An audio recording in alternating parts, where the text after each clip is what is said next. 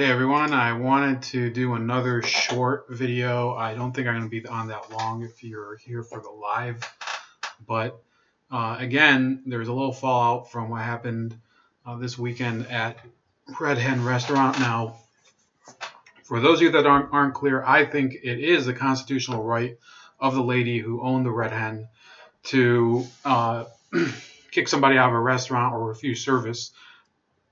I don't think it's good business practice. I think it's actually, and if you missed my video from earlier this week, it's actually a horrible idea to grab the attention of people, especially given the area she lives in, for basically, saying, well, I disagree politically with this person. I'm not gonna accept them in my restaurant. Well, a lot of people don't think that you should be basically screening your customers based on their political beliefs.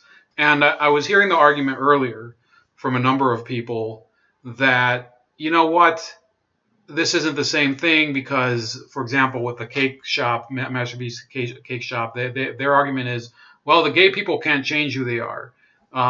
Their belief is that Sarah Huckabee Sanders is horrible enough because she works for Donald Trump that it really is her fault, and she's being judged by the content of her character. Now, understand what that actually means, though.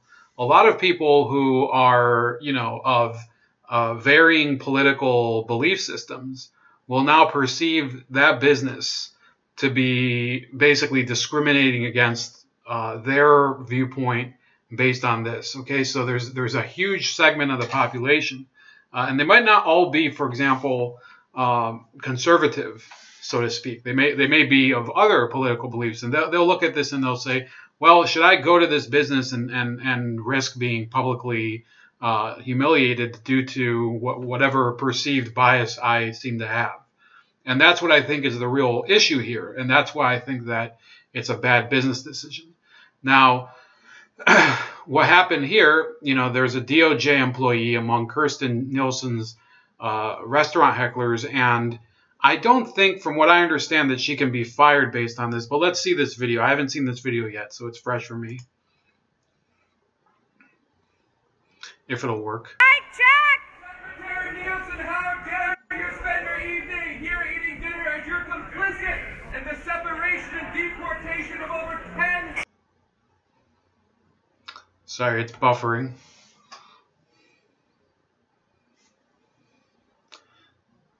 See here. If we can only get it to play, jeez.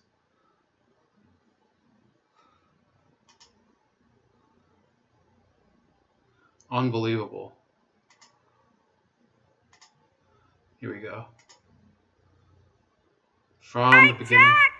Secretary Nielsen, how dare you spend your evening here eating dinner as you're complicit in the separation and deportation of over 10,000 children separated from their parents.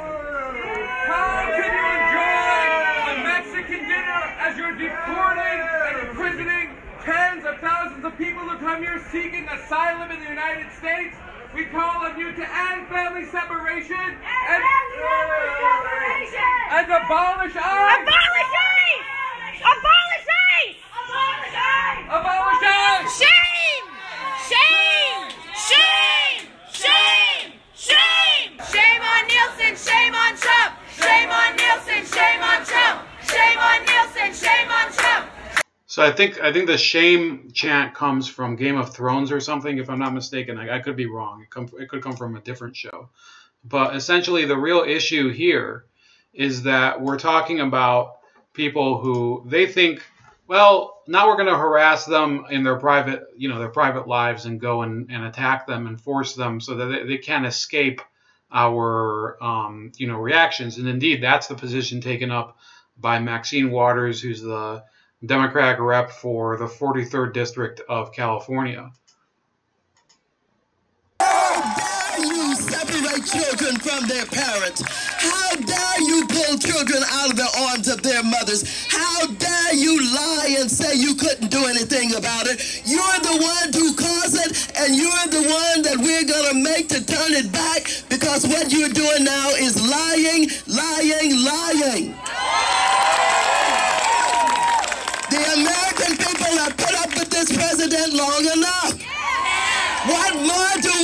to see? What more lies do we need to hear? It is time for us to say, even though there are those who don't want us to say it, Mr. President, you need to be impeached.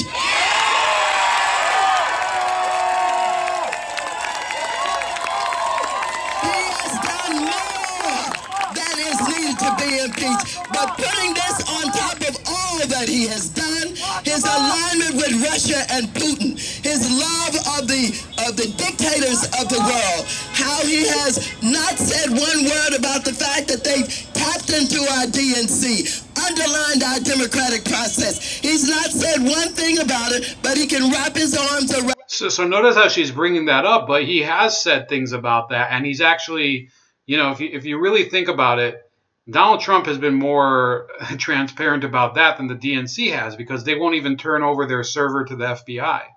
Another dictator, Kim Jong-un, and tell us we ought to swallow it. We're through with you, Mr. President. We're not going to swallow it. Again, complaining about meeting with dictators. President Obama met with Fidel Castro.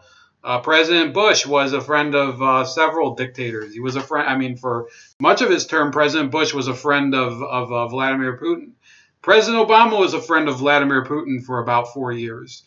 So this is irrelevant. It's almost like talking. It's like somebody who's spouting nonsense. You know, President Clinton was a friend of a number. I mean, Boris Yeltsin, for example, was not exactly a democratically transparent president. You know, and he met with the, you know, he took money from China. President Clinton did. Had a very close relationship with China, a relationship I talk about constantly, because I'm one of the few people that, you know, maybe there are people besides me, but, you know, I talk a lot about what's happening with China. You know, and you can read this book, not Hell to Pay, but Year of the Rat. Hell to Pay is another pretty good book. And it'll describe the exact relationship there. So, you know, she doesn't know what she's talking about. Again, so now she goes into the real issue here. We're not going to swallow it. You have disrespected all of us. You have violated all of us. And now you have sacrificed our children for your aims and your... So she says you've sacrificed our children, but they're not our children. They're the children of people who, you know, a lot of these people, first of all, they're the children of people who left El Salvador or those other countries and let their children go to the border without supervision. And they're not our children. They're not America's children. They're the children of the people who either went to the border and brought them, or they're the children of people who went there or they're the children themselves went by without any supervision whatsoever. So it's not America's children. Goals just because you want to build a wall, Mr. President, there will be no wall built on the back of these children. You lied, and you said you were going to make Mexico pay for it. They're not going to pay for it. We're not going to pay for it. You're going to find these children. You're going to reconnect them with their families, and we're going to get you out of office.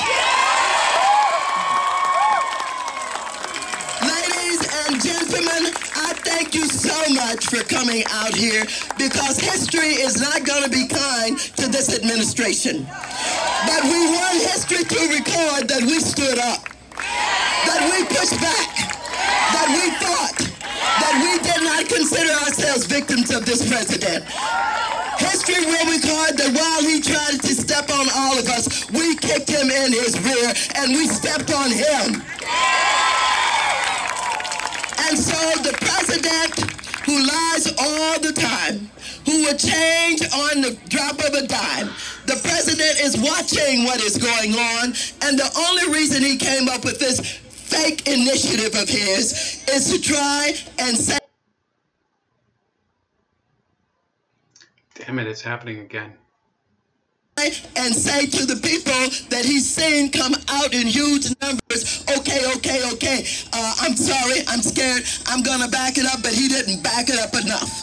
He didn't back it up enough, because that initiative that he's put out does not define how they're going to connect these children with their parents. They don't know where our children are. Again, they're not our children. They're the children of the people who either snuck across the border or let their kids sneak across the border with somebody else or alone.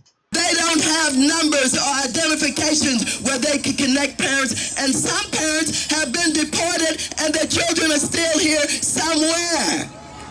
That's unconscionable.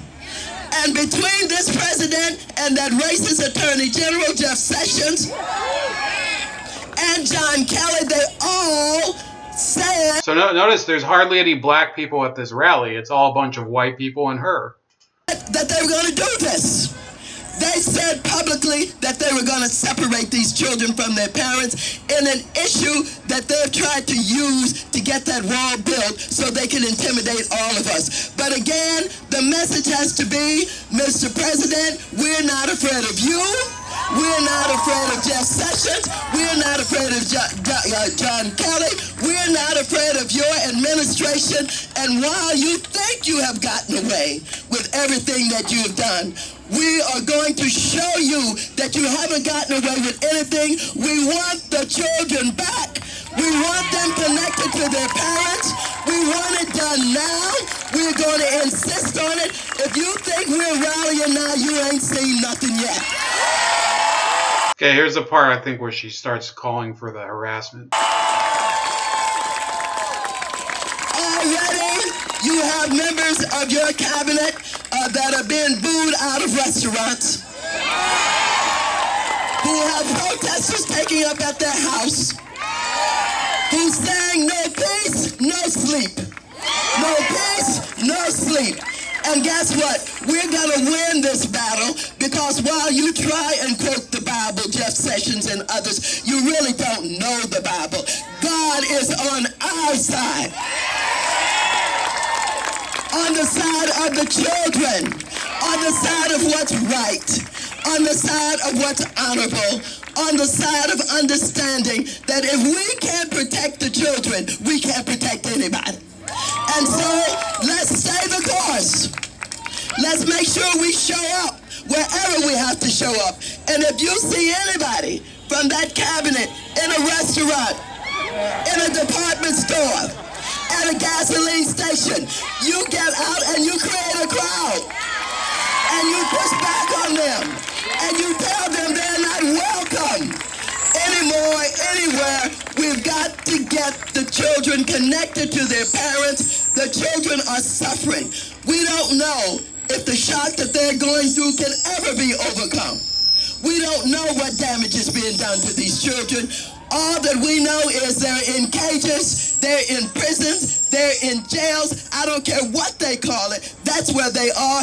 And Mr. President, we will see you every day, every hour of the day, everywhere that we are, to let you know you cannot get away with this. Thank you so very much.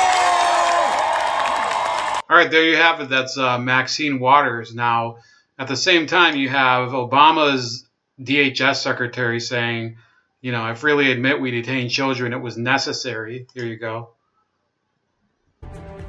Oh, man, there's a long interview, though. Democrats say President Trump created the mess over separating families at the border with his new zero-tolerance policy, and that he alone can fix it.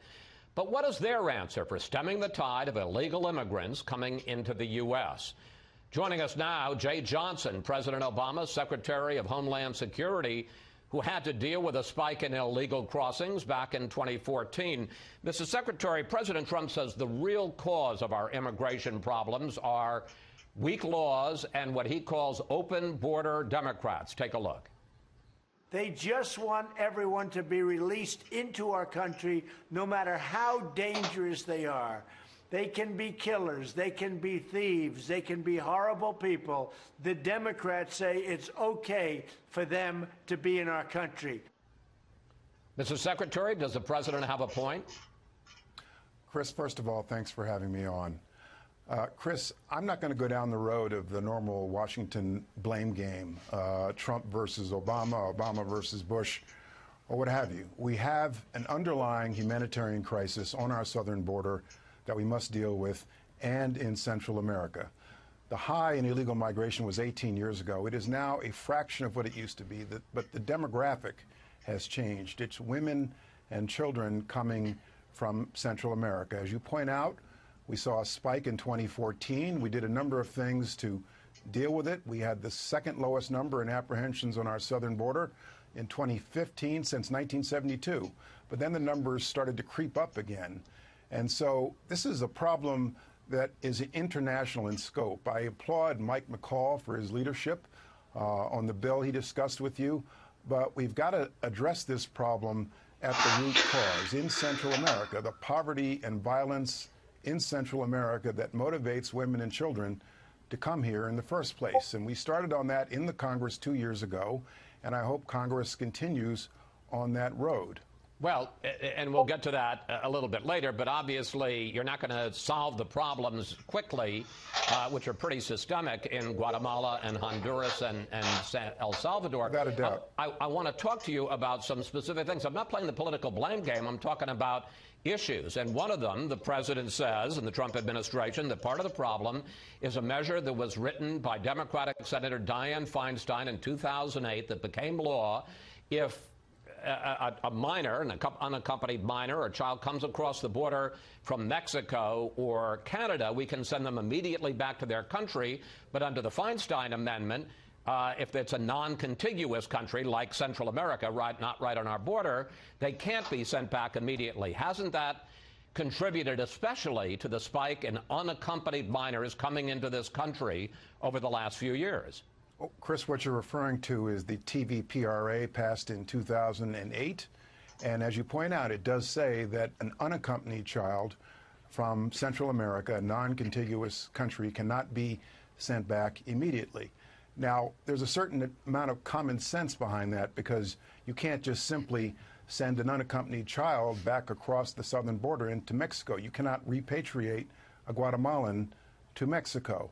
And so that law, which has a certain level of protections for children, we're talking about unaccompanied children, 5- and 6-year-old kids, requires that the Department of Homeland Security place that child with HHS within 48 hours. A deportation proceeding is commenced, and the child has a right through a lawyer to assert a claim for asylum. But Secretary Johnson, the fact is, we talk all about the children who are separated from their families. Of the 12,000 children that are in the system, 2,000 are children separated from families. 10,000 are unaccompanied minors. The perhaps unintended consequence of this amendment is that unaccompanied minors have flooded the area, a lot of them brought by coyote smugglers into the country. Well, Chris, even if that law did not exist, it would not be simply a matter of expediting the removal of an unaccompanied child. There are certain due process rights that they have anyway. And when we repatriate somebody, and the Trump administration knows this, when you repatriate somebody to Central America has to agree to take them back. You have to put them on planes. It's a very measured process. And so the TVPRA in 2008 was put in place to make certain that we treat unaccompanied children, we're talking about unaccompanied children, in a fair way. I understand that. Let's look, because you mentioned it, at So essentially, he's giving the rationale. And by the way, Jay Johnson, I've seen him testify before Congress, is one of the least, I think he's one of the more intelligent people to be in the Obama administration. If you watch his testimony, he's not as much of a weasel as the other people. And he gave the whole rationale for why it even started. But you're not seeing Mad Maxine talk about harassing him at a restaurant or going and shouting around his house or whatever. So I do want to address that angle of it, because this video should not be as long as it already is. But look, there's an issue where you do see these Democrats, they're trying to make this seem like this is going to be a street fight. It's going to require people to basically make the personal lives of Trump administration people miserable especially until November. And they're making it under the pretense that this is about the border crisis. It's not. You're going to see this much more common And this was before the whole attention to the border. You saw issues like this happen at the White House Correspondents' Dinner, where Kathy Griffin, for whatever reason, was invited by a reporter from the Washington Blaze, and she got into she provoked a confrontation with one of the Trump administration, communications people. I think his name was Martin Schlapp or something, some stupid name. In any case, the issue here is that they don't understand what they're bargaining for, because if you adopt these tactics where you say, well, we can now go to the street, like Maxine Waters is saying, and basically harass people and make their lives miserable, well, then the same tactics are acceptable for you. So hypothetically, some of these Democratic people, let's say these senators from from Michigan, I think her name is Debbie Stabenow, or you have Joe Manchin from West Virginia, or you could hypothetically have a lot of these Republican people go and harass them. It's the same idea. So once you legitimize a tactic to be used to accomplish your ends, you have made it possible for the other side to come take it, because you only assume that it's your side that has a justification. In fact, she actually said that God is on our side. That's basically a sign that somebody is is basically has pretty much abandoned the need to reason with the opposition. You say God is on your side. Well, that might be true, but it still doesn't mean that you can justify whatever you want to do. She's a legislator. The legislator's job is to pass laws, also to pass budgets, but mainly to pass laws. The word legislator comes from the same word as law comes from, lex, so in Latin. So this is a preposterous proposition. People need to understand that this is leading the country into a more dangerous point. Understand what that means. You could now see a lot of these liberal people who may be, in America's heartland, just getting booed off stage or having their service refused if they eat at a certain diner or whatever. And basically Maxine Waters has given the entire justification for some of these people out in the middle of nowhere to refuse service for liberals. So it's going to be an increasing polarization of the country, depending on how on how people believe or how they display their beliefs. Imagine this. If somebody brings their car to a garage and that car has stickers on it that are Hillary stickers or Bernie stickers or stickers for Maxine Waters, you have now given the justification where the mechanic can say, well, I don't really fix cars owned by people that support these people. You can go to a different garage. I don't need to help you. So that will basically be, that would be a justification for that happening. On the other hand, if there is this, if you don't see as much retaliation on the other side, which is, I guess, is a better scenario, you're going to see a lot of issues where some people who are moderate or they don't really, or undecided, they will decide they'll go with the people who are less militant, the ones that are less into this harassment campaign. You have to remember, her words are, if you see them at a gas station, you have to make a scene. How are you to suppose that anybody who's around you knows who this person is? A lot of these people might have no clue. They just think you're harassing a random person. A lot of people, if you pointed out Jeff Sessions to people who are, a member of the general public, it's not without out of the realm of possibility that the people don't know who Jeff Sessions is. They just see some old guy. Or, hypothetically, if you have some, or you could end up having it backfire on yourself. That's really, and some of the customers could be supporters of the other side, and then you get a fight in the restaurant or in the coffee shop or at the gas station. So then what happens? Then is Maxine Waters going to take responsibility for people getting arrested for assault due to this campaign of whatever? That's about it. I hope you guys did enjoy it. I didn't want to make this too long, but I think that we got through it. And please comment below and let me know what you think. and share this video, and I hope to be with you later today or possibly tomorrow.